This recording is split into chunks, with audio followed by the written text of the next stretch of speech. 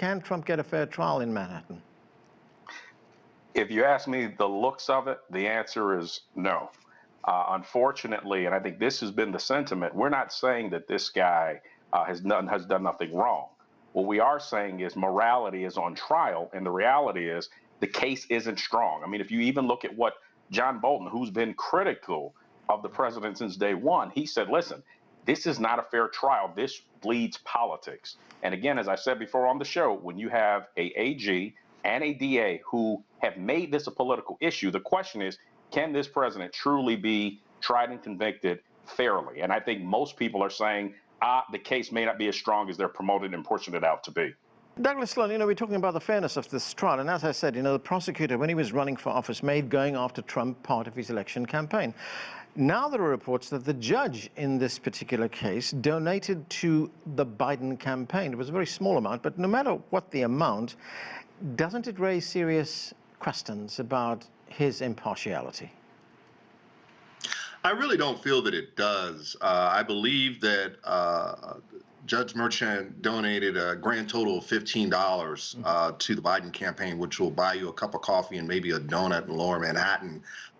When you're looking at issues such as this, I think it's more important to look at Merchant's history on the bench. He has been a very fair and is known as being an impartial judge that calls balls and strikes.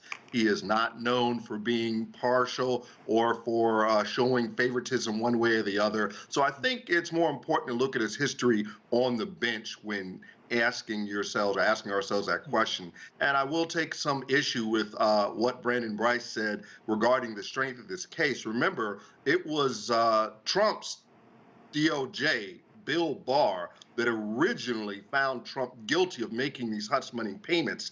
But, well, they didn't find him guilty, but they had found enough evidence to move forward. They did not move forward because he was president of the United States and ended up telling the Manhattan DA back then to stand down.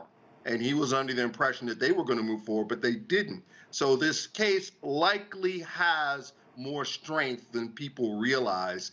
And Trump is going to be dealing not with just this, not with just the defamation rape case of E. Jean Carroll, but the case in Fulton County regarding interfering with free and fair elections, the 2 DOJ cases. So this is really going to harm him as a political strategist. I can tell you, Republicans are wringing their hands looking at 4 indictments of former president while he's running for office. To say that that's not going to harm him, I think would be politically naive at best.